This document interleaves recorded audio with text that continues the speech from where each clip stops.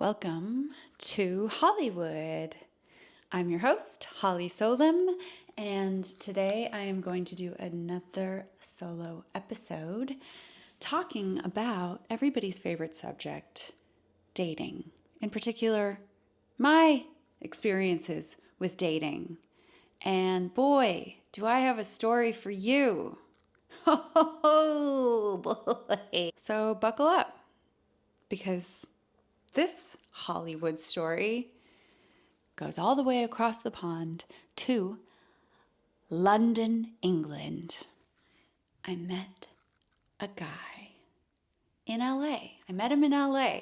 To my credit, we met in my town and we instantly fell in love. It may have been the fact that we took a bunch of Molly. But the night we met, we pretty much declared our love for one another and told everybody in the vicinity that we were getting married. And it felt real.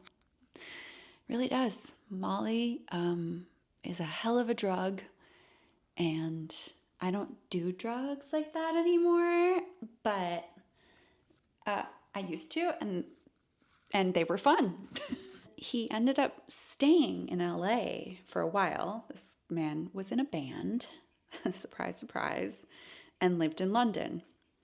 And so he stayed in LA and he stayed with me in my house, and we did all kinds of like fun LA touristy things. We went to El Matador Beach. We went to, what is that place in Malibu where you get the fish? Whatever. We went there. And he stayed with me for like 4 days or something, and we just like, even after the Molly wore off, we were still in love. It was crazy.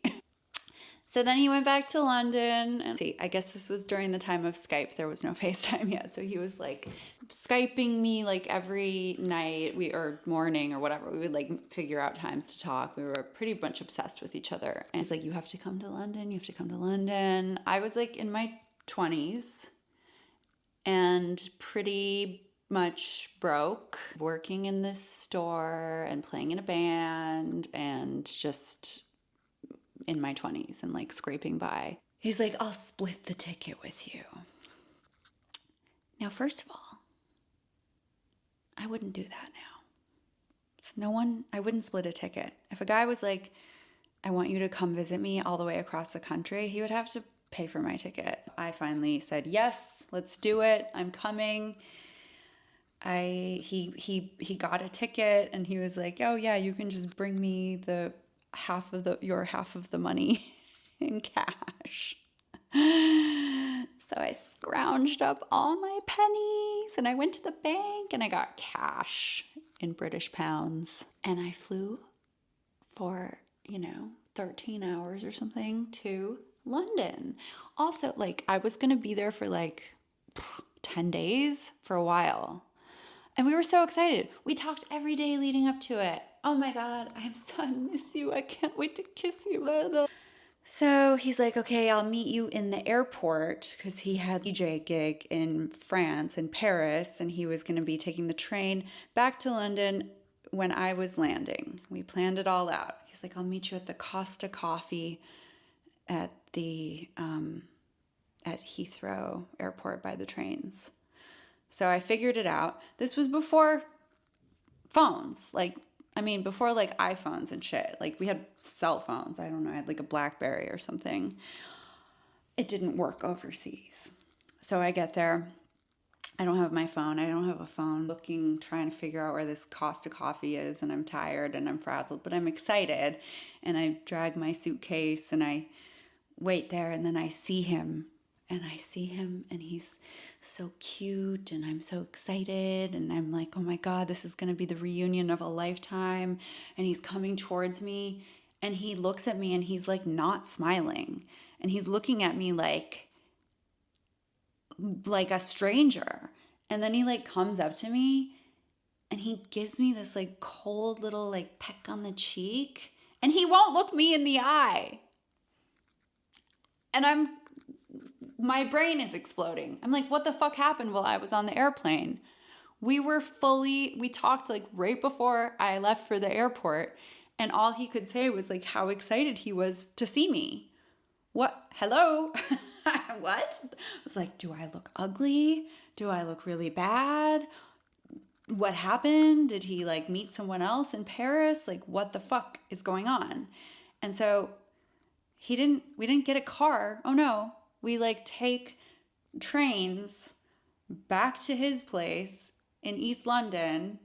And he's like, God, your suitcase is so big. It's so heavy. So he's like mad that I'm being slow because my suitcase is so heavy. So we like run through all these trains and he's like, oh, like he's not even looking back to see if I'm behind him. He's just like walking ahead of me. We get to his house, his flat, and he shows me where I can like put my suitcase in this like random spare room. And I open it up and I had this little like tub of glitter, like this MAC eyeshadow glitter, but it's like loose powder. And it had been in my makeup bag.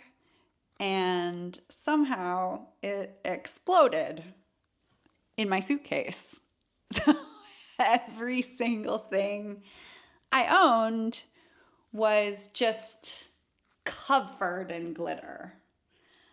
And as soon as he saw that, his anger turned to another level of rage because now I was getting glitter all over his house. So we go get some food. He pretty much ignores me. He makes me split the bill with him. He's super weird and quiet and like won't talk and won't look at me, and it's fucking weird. And then we go back to his flat and it's like time to go to bed, but it was like so not fun. It was like time to go to bed. And then he like takes off his clothes and I take off my clothes and we get into his bed. And then we had the weirdest, most dispassionate, not loving, obligatory sex of my life. It was like, why are we even doing this? And, you know, I was young. I was in my 20s. So, like, I didn't really know how to be like, hey, what's up? Why are you being so weird? I didn't really know how to confront it. So we have sex. It's bad. It's scary. I'm like thinking maybe this will bring us closer. Maybe he'll love me. Maybe he'll remember he loves me after we have sex. No, nothing. Just weirdness. I get up. I go. I'm like, oh, maybe if I give him the money, maybe that will make him love me. So I get up and I go to my book, my Paul Bowles book. I'll never forget what book it was. It was like the short stories of Paul Bowles. And I pull out the cash that I got him for my half of the flight. And I like put it on his nightstand. And then he turns on the lights for some reason. And guess what? I got my period all over his white sheets. And his rage went from, it went up a whole other level. And suddenly he was so upset. You bled all over my sheets. I was like, definitely not on purpose. Didn't know I had this. This was a surprise to me too. So now there's blood everywhere. There's glitter everywhere. My boyfriend hates me, and I don't know why. And he's like going on and on and on about how expensive his sheets are and his nice white sheets. And oh my God. And I'm panicked and I'm like naked, pulling the sheets off his bed. Like, don't worry, I'll get the stain out. And I run downstairs with the pile of bloody sheets into his kitchen, and I'm like pouring salt on them and like scrubbing them and freaking out. And I don't have a phone. I can't call anyone. I'm in London. I don't know anybody. I don't know anything. I don't have like my laptop. I don't have anything. I barely even have any money. I'm like stuck in this fucking mean man's flat who pretended he loved me and tricked me and made me fly out there just so he could torture me. And I'm scrubbing his bloody sheets, my blood out of his sheets. Obviously, it's not coming out. The stain is not coming out. He finds some like old brown sheets, puts them on his bed, and tells me to like wear double underwear or something, like something rude, like, make sure you don't bleed on these too. Ugh. So we go to bed. I don't think I slept at all. I probably just laid there awake all night, listening to him snore and panicking. In the morning, maybe I slept a little bit because when I woke up, he was not in the bed. I come out and he's like in the kitchen, like doing his thing and like talking on the phone. He gets off the phone. Listen, I think you need to go get a plan B. And I was like, no, I don't, there's no way I'm going to be pregnant from last night because I have my period. Like, that's not how this works. And he's like, I just would really feel better if you went and got a plan B. Okay. So he doesn't walk me to the pharmacy. He draws me a fucking map, like a treasure map.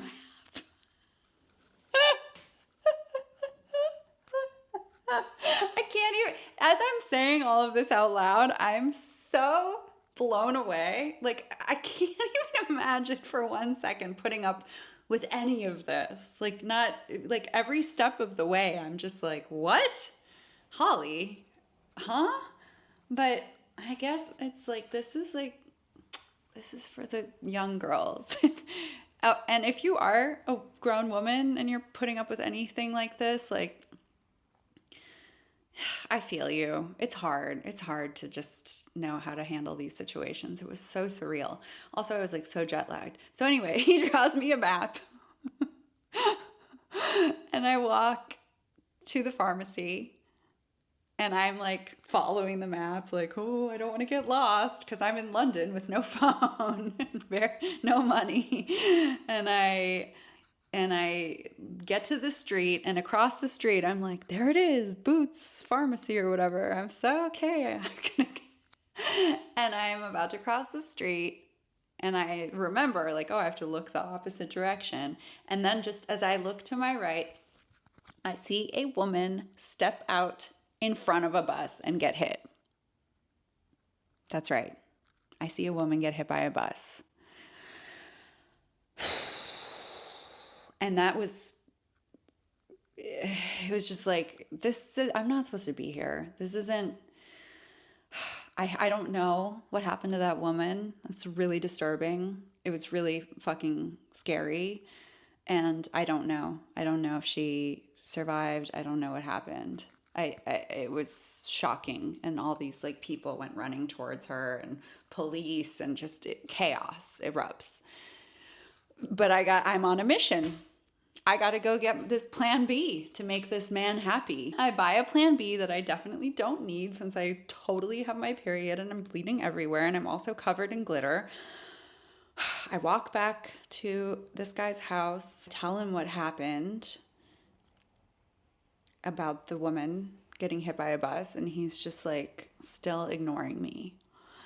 So basically, he continues to ignore me, but we still like go out and do things. Eat some fucking mincemeat pies. We go like do some touristy things. He's like showing me around and I'm just like, I don't know how I'm going to do this for 10 days. This is so miserable. Like the next day he's like, oh, this band, the Horrors, they're playing. I'm on the guest list. He was friends with them. I love the Horrors. Like they're one of my favorite bands. We go to the show. He's like, oh, I'll be right back. And he leaves me. He ditches me. And I'm just standing at this show by myself for the whole show. The whole fucking show. I sat in a corner alone and watched the Horrors play with just like the sickest feeling in my stomach and heart. And finally, at the end of the show, like he probably went backstage. Like he had a whole fun night and just left me alone. I mean, the whole time I'm just like, what happened? Did I get ugly? How did I disappoint him so badly that he has to treat me like this? My God, it was horrible. So finally, he comes to find me. I'm pissed. I am mad. I went from being like sad and like, oh, what did I do, to like, fuck you. I hate you. Whatever this is not cool. So we're waiting for the train. I'll never forget it. We're like on this train platform and he's just doing his usual fucking like ignoring me bullshit. And finally, I lost it. I just lost it and it all came out. And I was like, what the motherfucking fuck is your problem? What is your problem? What did I do? What did I do to deserve this? Did I fucking kill your dog without knowing it? Like, what did I do? What happened while I was on that plane? I did not come here to be treated like shit. I came here to fuck and to have a good time, and none of those things are happening. So what? Just tell me. Just fucking tell me. And he started laughing. He finally looked me in the eye. His whole demeanor changed. He softened. He looked at me and he was like, oh my God, Holly, I am so sorry.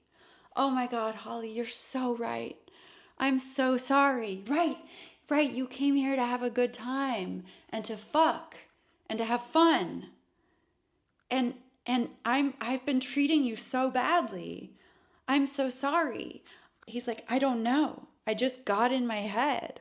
While you were on the plane, I just started thinking, I'm not ready to get married and have children. I was like, what?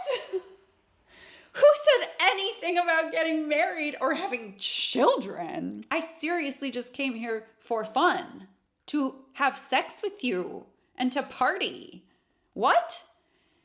And he was like, I know, it's so ridiculous. I know, it's just you and I it's just got so like intense between us. I just thought, oh no, this is moving too fast and now she's coming and she's gonna want to settle down. And I was like, I don't even want kids, like ever. Like, what? What are you talking about? Never, like when we joked about getting married, but we were high on Molly. Like, I don't even want that.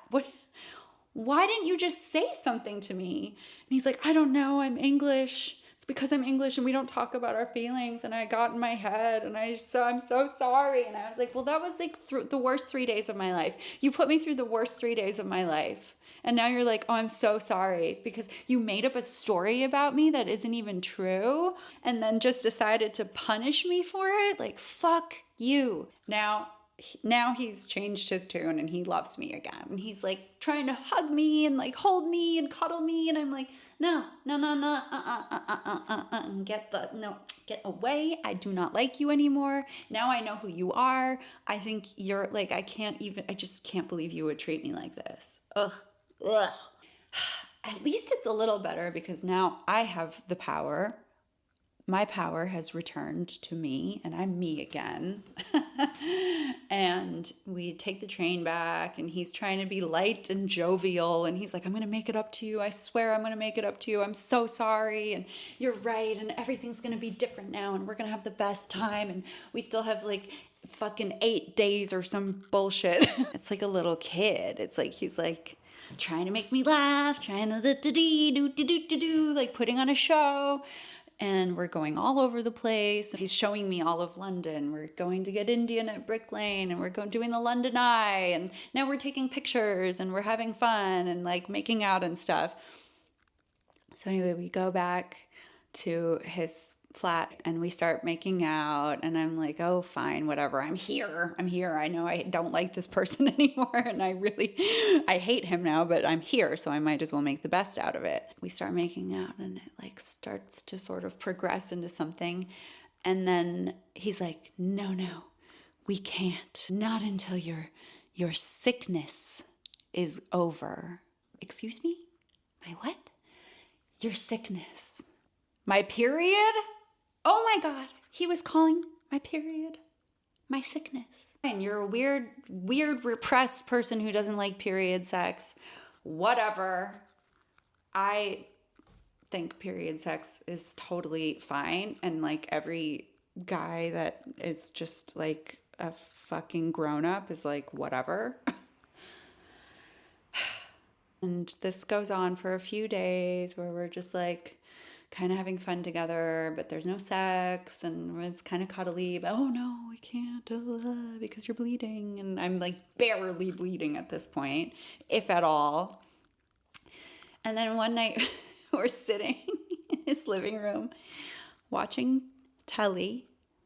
We're watching some fucking cooking show or something. I'm sitting at one end of the sofa and he's sitting at the other end and he's like massaging my feet. And he's like, oh, Holly's sad because I won't have sex with her. So I'm going to give you a really nice foot massage instead. So he's like, starts massaging my feet, but then he starts pulling on my toes, yanking them. And I'm like, ow, ow. And he's laughing. And I'm like, no, that hurts. He's like, I'm just trying to crack them. And he keeps pulling and he's yanking on my toes. And I'm like, don't do that. That hurts. And the more I'm saying, like, don't do that, the more he's like pulling on them. And then he gets my pinky toe and he just pulls it so hard it cracks. And I fall to the floor. I fall off the sofa. I cannot breathe. All of the air has been sucked out of my body because I'm in so much pain because he cracked my pinky toe and it doesn't crack. So whatever that crack was is not a crack that is supposed to happen. It was a different kind of crack. And I'm laying on the floor and I'm like paralyzed with pain. And he's like, Holly, you're being dramatic. You're being dramatic. Get up. Like, I think you fucking broke my toe. And he's like, Holly, I did not break your toe. You're totally being dramatic. So we go to bed. I cannot tell you how bad this hurts, by the way. It is throbbing. Wake up in the morning. My little baby toe is black and blue. It is hanging off to the side. It's like dangling. It's like dangling like a dead, like, blah, blah, blah, blah. Like, it's like not attached to my foot anymore because he broke it. So I called my stepdad from his phone, who's a doctor. Yeah, I told him what happened. He's like, oh yeah, it sounds like it's broken. I'm like, okay, what do I do? He's like, not much you can do for a broken toe except tape it to the other toes. At this point, this guy he's so sorry. Oh, I'm so sorry. You're right. I'm so sorry. Oh my God, I broke your toe. We hobble together. Now, this time, finally, he walks with me. He doesn't draw me a map. He doesn't make me go alone. We walk back to Boots Pharmacy, scene of the crime. And he buys me like stuff to like tape my toe to my other toe. We spend the rest of the trip basically with me having a broken toe. So much pain. I don't want to just sit in his flat all day. So I'm like, fuck it. Let's just keep doing things. Finally, it was time for me to go home. And I got back to LA and was just so fucking glad to be home. Next day, he like Skypes me like clockwork. And he's like, I miss you so much, baby. Oh, my baby, my girl. Oh, I miss you. When are we going to be together again? And then he starts giving me his schedule to try to plan a trip for him to come to LA to see me like within the next couple weeks. No, I don't know. No, that wasn't good. That wasn't a good time for me. I didn't have a good time. We are not going to be together. That's it. That was it. That trip was the last trip we will have together. So I hope you had fun because I didn't, and the end. no. And I couldn't believe it. I couldn't believe he wanted to keep going. What the fuck? So that relationship ended, and like a month later, maybe less, a few weeks later, no, a month later, something like that, I see him in the tabloids with an A-list actress. Very, very, very famous woman. And they're dating, and they're holding hands in the tabloids. And they are still together, and they got married, and they have children. And every time I see this man and his movie star wife, I just think of my broken toe, and how he's afraid of periods. And I think, wow, I wonder what that's like for her, having to take care of that man baby. Interesting. So that's it. Don't travel across the sea or the country for a man is the lesson. Make him come to you. Thanks for joining me on this wild ride, and be sure to write to HollyWould@substack.com if you have any questions you'd like to ask me, whether it's advice or even just like a personal question, like ask me anything. You can ask me anything. Will I answer? Stay tuned to find out. HollyWould@substack.com. Send me a message. And don't forget to subscribe to HollyWould.substack.com. HollyWould.substack.com. See you next week. Bye.